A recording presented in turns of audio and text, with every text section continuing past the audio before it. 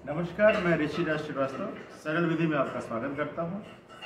आज हम बात करेंगे बिल्डर और होम बायर्स के बीच में जो डिस्प्यूट होता है, क्यों होता है, क्या कॉज होते हैं, बिल्डर किन किन बातों का सहारा लेता है। नॉर्मली जो डिस्प्यूट होता है, डिस्प्यूट केवल ज़्यादा इस पर है कि आपने पैसे ले लिए, पोजीशन नहीं दिया, पोजीशन टाइम पे नहीं दिया, या जो सर्विसेज आप कही थी वो सर्विसेज नहीं दी। ज़्यादातर डिस्प्यूट आजकल जो चल रहा है वो पोजीशन को लेकर चल रहा है, पोजीशन दिया ही नहीं।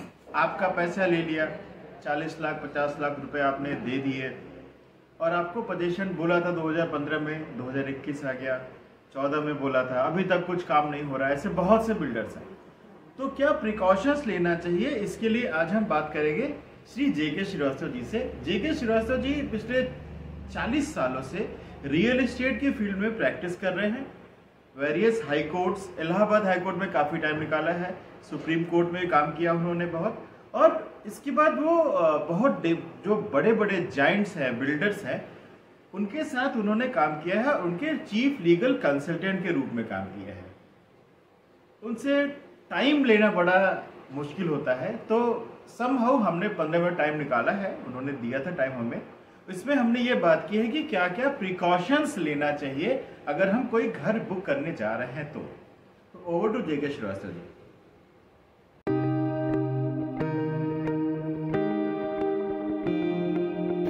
सबसे पहले तो ब्रोशर को अच्छी तरह पढ़ें और टाइटल के डॉक्यूमेंट्स देखें कि बिल्डर का टाइटल है कि नहीं। उसके अलावा बिल्डर की फाइनेंशियल कैपेसिटी देखें कि वो प्रोजेक्ट कंप्लीट कर सकता है कि नहीं। और जो बुकिंग एप्लीकेशन होती है उसके टर्म्स एंड कंडीशंस जो बड़े बारीक बारीक अक्षरों में लिखे होते हैं उनको पढ़ना बहुत ज़रूरी है। उसमें एक चीज़ होनी बहुत ज़रूरी है कि अगर बिल्डर गलतियां करेगा फ्रॉम टाइम टू टाइम तो उसके खिलाफ क्या पेनाल्टीज़ हैं, उन पेनाल्टीज़ का टर्म्स एंड कंडीशंस में होना बहुत ज़रूरी है। थोड़ा सा इसको ब्रीफ करें। जैसे ब्रोशर आपने कहा, ब्रोशर क्यों रखना ज़रूरी है? क्योंकि brochure is the basic document, उसी के ऊपर सारा बेस्ड होता है। उसमें अल्योरमेंट्स होते हैं, उसमें बड़े बड़े रोजी पिक्चर्स पेंट होती हैं जी, जो बाद में नहीं देखने को मिलती हैं, इसलिए ब्रोशर तो कोर्ट में भी काम आता है। और आपने कहा कि टाइटल क्या होता है? नॉर्मल आदमी समझ नहीं पाते इन चीज़ों। टाइटल मतलब कि मालिकाना हक है कि नहीं बिल्डर का उस ज़मीन पे जिस पे वो बनाने जा रहा है। उसके अलावा उसके नाम से लाइसेंस आया है कि नहीं। लाइसेंस मतलब अपार्टमेंट बनाने का, हाँ, बिल्डिंग बनाने का लाइसेंस मिला है कि नहीं, उसने कंप्लायंसेस किए हैं कि नहीं, एनवायरनमेंट क्लियरेंस लिया है कि नहीं, बिल्डिंग प्लान अप्रूव्ड है कि नहीं, ये सारी चीज़ें देखना ज़रूरी है।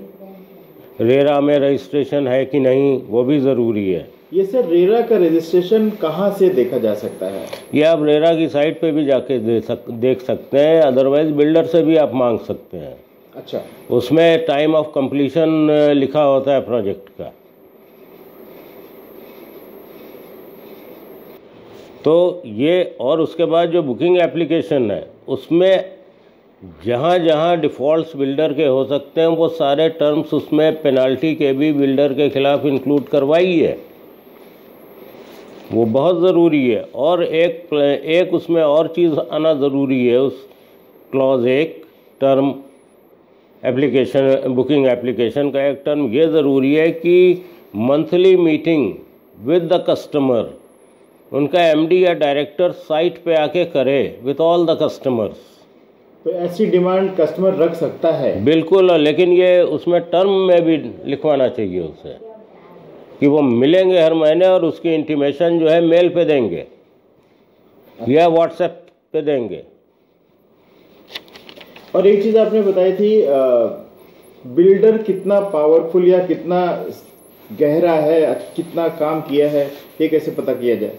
वो तो आरओसी की साइट पे जाके उसकी कैपेसिटी का पता कर सकते हैं, नहीं तो उससे लेटर मांग सकते हैं कि अगर मान लीजिए बाकी कस्टमर्स ने या और कस्टमर्स नहीं मिले तो बिल्डिंग कंप्लीट करने की ताकत रखता है अपने दम पे। ये नहीं कि कस्टमर से पैसे मिलेंगे तभी बिल्डिंग कंप्लीट होगी। जी, क्योंकि आजकल ऐसे बहुत से केसेस हैं, हाँ। बिल्डर की उतनी फाइनेंशियल हेल्थ उतना ज़्यादा हेल्दी नहीं है बिल्डर, तो वहाँ हाथ मत डालिए आप प्रॉपर्टी में। बड़े बिल्डर्स के साथ ही जाना नहीं, जो अपने दम पे पूरा कंप्लीट करे प्रोजेक्ट उसी से बनवाइए जी। कल को वो ये ना कहे कि साहब लोगों ने पैसे नहीं दिए, हमारे पास पैसे नहीं थे इसलिए हम बिल्डिंग नहीं बना पाए। जी। बुकिंग एप्लीकेशन में एक टर्म बहुत ज़रूरी है लिखाना कि अगर कोई डिफ़ॉल्ट करेगा बिल्डर तो उसकी पेनल्टी उसको पे करनी है। और बुकिंग एप्लीकेशन के साथ पूरा डेट वाइज कंस्ट्रक्शन और कंप्लीशन शेड्यूल होना बहुत ज़रूरी है, जो बिल्डर से लेना ही चाहिए हर कस्टमर को।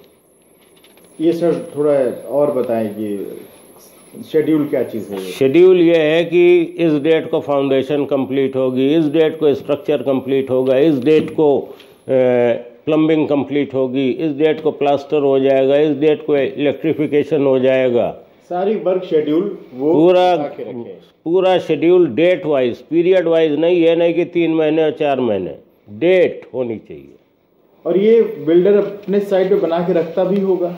बिल्कुल होता है उनके पास, और नहीं भी होता है तो उनको बना के देना चाहिए, क्योंकि मैं पैसे दे रहा हूँ जी जी किसी चीज़ को लेने के। सर अक्सर देखा गया है कि बिल्डर जो है फोर्स मेजर क्लॉज का बहुत ज़्यादा बेनिफिट लेता है। नॉर्मल लोगों को समझ में नहीं आता है कि फोर्स मेजर क्या है, तो उस पर ज़रा बताएं सर, क्या होता है फोर्स मेजर? देखिए, फोर्स मेजर है something which happened which is beyond the control of a human being, और इन अदर वर्ड्स आप कह सकते हैं it is act of God. Okay.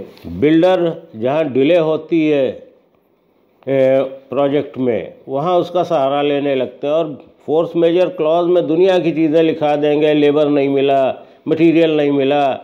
ये चीज़ें फोर्स मेजर में नहीं आती। फोर्स मेजर सिर्फ वो है which is beyond A control of a human being. जैसे अभी जो पेंडेमिक की सिचुएशन थी, उसको फोर्स मेजर उसको माना, क्योंकि उसको लिया जा सकता है क्योंकि उसमें काम बंद कर दिया था गवर्नमेंट ने। तो ये force majeure, real force majeure. हाँ, लेबर का ना मिलना फोर्स मेजर नहीं? नहीं, स्टील नहीं मिला, लोहा नहीं मिला, ये फोर्स मेजर नहीं है जी। सर दो चीज़ों पे आंसर चाहूँगा आपका।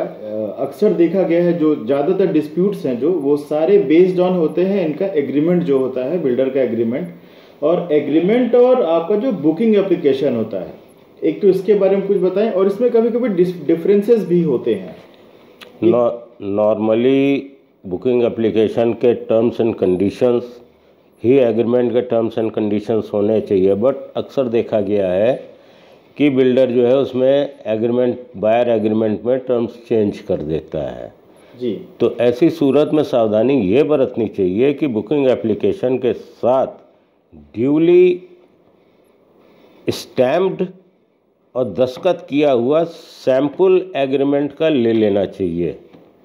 अच्छा, सैंपल भी साइनिंग के पहले एक एग्रीमेंट की कॉपी लेनी चाहिए अपने पढ़ने के लिए? नहीं, ताकि कल को बुकिंग के बाद एग्रीमेंट में कोई चेंजेस न करने पावे बिल्डर। Okay okay okay. तो बिल्डर की स्टैंप लगी हुई और ड्यूली साइंड सैंपल ले लेना चाहिए साथ में। और सबसे अच्छा तो ये होगा कि आदमी को बुकिंग करनी ही नहीं चाहिए, उसको ready to move in property लेनी चाहिए, जहाँ सब कुछ है, जहाँ की सारी चीज़ें सामने होती हैं और बिल्डर के पास आपको ब्लफ करने का, चीट करने का या डिले करने का कोई स्कोप नहीं रहता है। ट्रांसपेरेंसी होती है उस डील में जी।